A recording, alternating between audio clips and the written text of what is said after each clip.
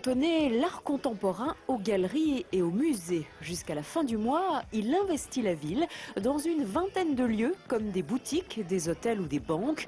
Le projet s'appelle Artivitrine et il met en scène de manière insolite les œuvres de 35 artistes. On a un choix assez hétéroclite d'artistes qui sont présentés par leur galerie. Et le propos était de se dire, quand il y a un événement majeur type la Biennale d'art contemporain, comment on peut mettre en scène des artistes et les rendre plus accessibles par une manifestation gratuite d'une part, et créer un parcours pour que le public puisse découvrir des artistes dans des lieux d'art de vivre qui sont des hôtels, des enseignes internationales également. Parmi les artistes invités, la plasticienne lyonnaise Christine Crozat. Elle expose ses œuvres, des sculptures en verre, dans une parfumerie de la Presqu'île, une expérience inédite.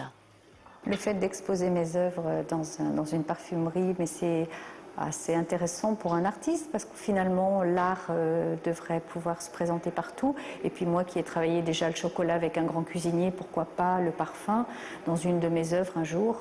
Tous les sens sont en éveil, quand on est artiste, tout nous intéresse.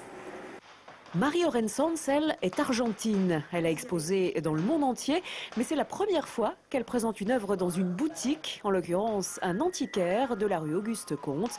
Elle aussi apprécie beaucoup la démarche.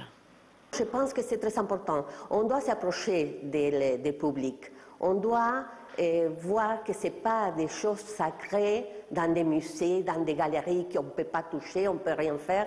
Là, on peut rentrer, on peut regarder. Ce n'est pas les cloches pour les sonner. Ça doit sonner dans la tête de chacun qui passe et qui regarde.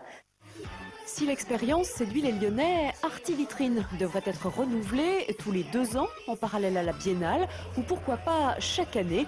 L'amour de l'art n'a pas de limite.